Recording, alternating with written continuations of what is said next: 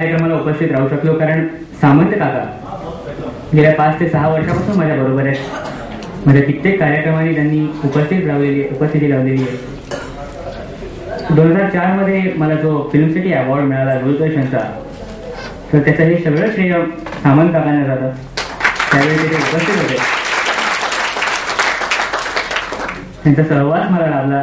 एक प्रकारचे गुरु ते मला मिळाले, त्यांच्याकडून अनेक गोष्टी शिकायला मिळाल्या. त्यांचं हे पुस्तक प्रकाशित झालंय, हे पुस्तक मी नंतर नक्की वाचेन. मला कविता वाचण्याची खूप आवड आहे, अनेक प्रकारच्या कविता वाचलेल्या आहेत आणि हे पुस्तक मला जास्त आवडेल कारण हे आयुष्यावर आहे. आजपर्यंत कविता मी असं म्हणत नाही, पण कवी मंगेश पाडगावकर, संदीप खरे यांसारखे दिग्गज कवी आहेत, यांची काही पुस्तकं वाचलेली आहेत, कविता ऐकलेल्या आहेत. तर सामंतकारांचं हे पुस्तक वाचायला मला खूप आवडेल. आयुष्य काय असतं, आता मी तितका मोठा नाहीये, सध्या 10वीत शिकतोय, अजून संसार करायचा आहे.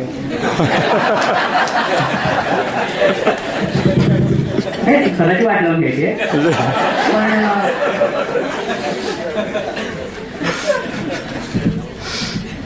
सध्या 10वीत आहे, शाळेत शिकतोय, 10वीचं वर्ष माझं पूर्ण होईलच. आयुष्य काय मला अजून बरंच कळायचंय, अजून बरंच विश्व मला बघायचंय. पण मला वाटतं की या एका पुस्तकातून पूर्ण विश्व बघण्याचा प्रयत्न मी नक्की करेन.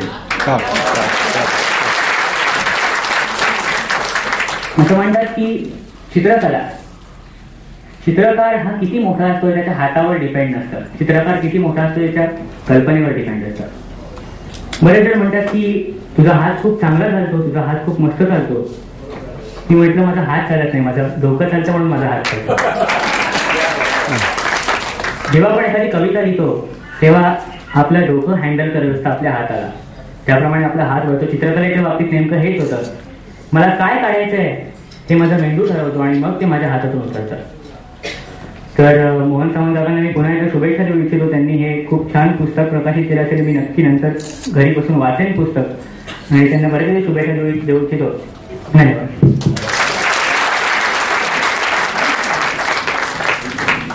हिमालय, मी तुला विनंती करतो की प्लीज